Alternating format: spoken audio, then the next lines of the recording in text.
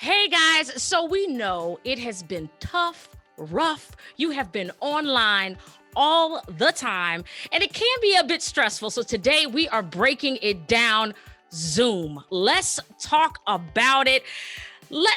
Thank you so much for joining us. First of all, thank you so very much. Now let's talk about this, because when it comes to online communication, we were in email land a while back. We may have had an occasional, video conference, but now people are online maybe 8-9 hours a day. What are you noticing? What are people really going through internally as a result of this?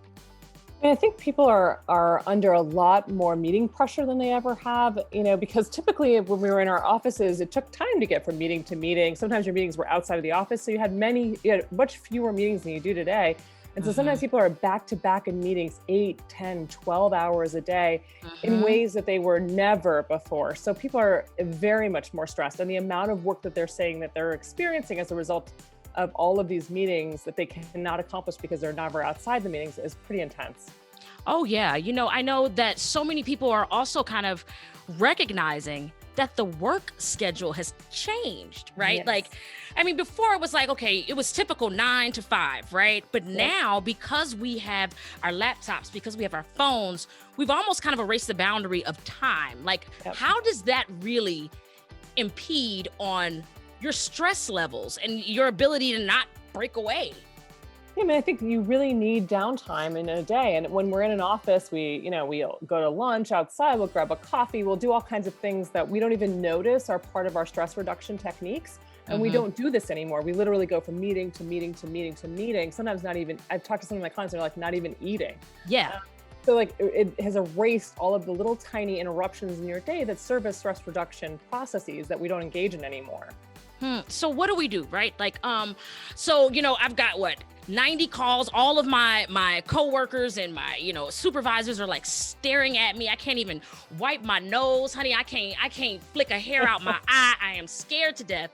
So what are some of the things that I can kind of adopt or, utilize to kind of help me maneuver this new landscape?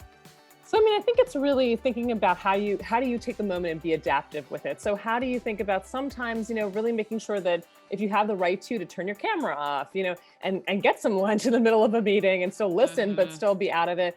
How do you kind of sometimes if you have the power to do this, block in your calendar so that there isn't meeting back to back, you block out your calendar so that there are breaks in between so you can eat and do other things. Really finding ways to adaptively shift that is so important. Otherwise, it leads to massive amounts of burnout and also physical distress as a result of this. Man, when I think about that and I think about us sitting and looking at our computer screens all the time, I think about my eyes, I think about my back, I just think about the whole physicality of, what I'm going through. So many people are not breaking away to even go take a walk outside anymore. Yeah. How big of an importance is it that we get some of that physical kind of working out while we're still sitting and having these meetings? It's incredibly important because our bodies require that amount of energy expressed during the day to kind of feel a sense of relaxation. The stress in your body, even though you're sitting, is so much worse. They say sort of sitting is the new kind of heart attack, it's a heart attack central. So I think it's really important to really think about, maybe getting a standing desk or doing other things that you can physically exert yourself, because it is really distressful. Actually, I ended up over the course of this pandemic having eye issues as a result of the fact that I'm focusing on a 10-inch screen or 12-inch distance screen over many, many hours, which is not normal. Typically, we're looking short distance, long distance, all kinds of things, but we're not doing that. And I had to go see an ophthalmologist to kind of take a look at my eyes, and I was having all kinds of issues. And so I think it's really important to take care of your body during this time and if you see something weird's happening, see a doctor, talk to somebody, don't let it go. Wow. I've been experiencing some dry eyes as well. I'm a contact wearer, and Yeah. I've ran out of contacts sooner than I probably would in a normal year, right? Yes. In addition to that too, I find myself honestly almost as soon as I get up, that's the first thing I do is look at the screen now. Yeah. I don't get up. I'm not going to the gym first, or cooking breakfast first. The first thing I'm doing No. is looking at the screen. And so I think the biggest takeaway that I even get from this conversation is put the screen down for a minute, walk away, give yourself a break.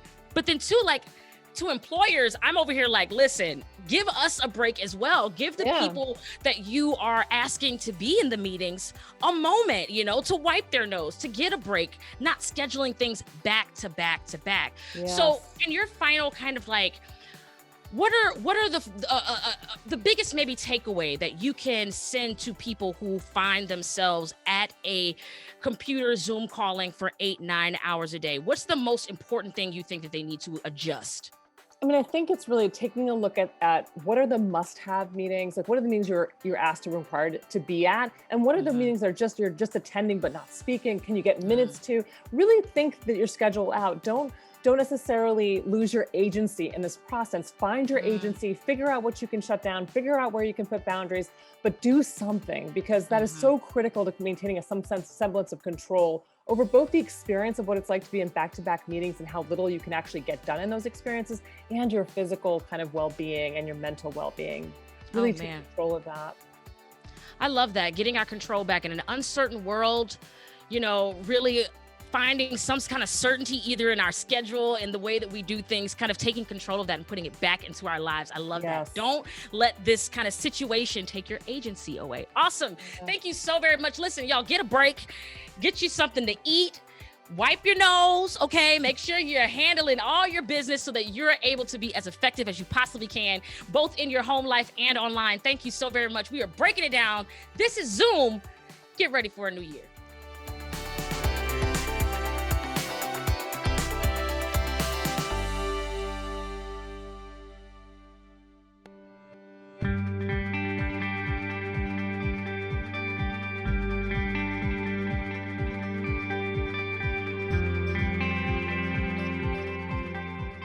This hour of local news is made possible by contributions from the Friends of PBS, members of your PBS station. Thank you. If you have comments about Arizona PBS News, please contact us at one of the addresses on your screen. Thank you.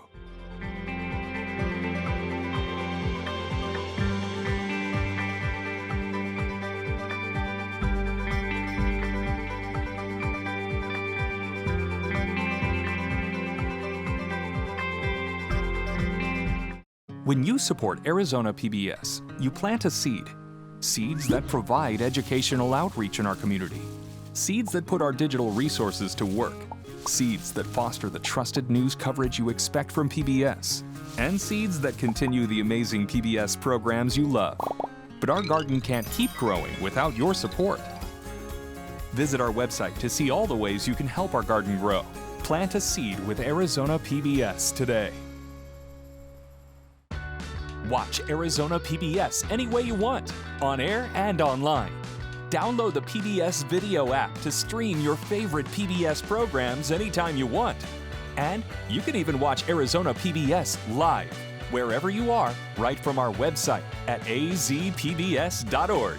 Don't forget about all your favorite PBS Kids shows, too, on the PBS Kids video app. Watch Arizona PBS, your way, today.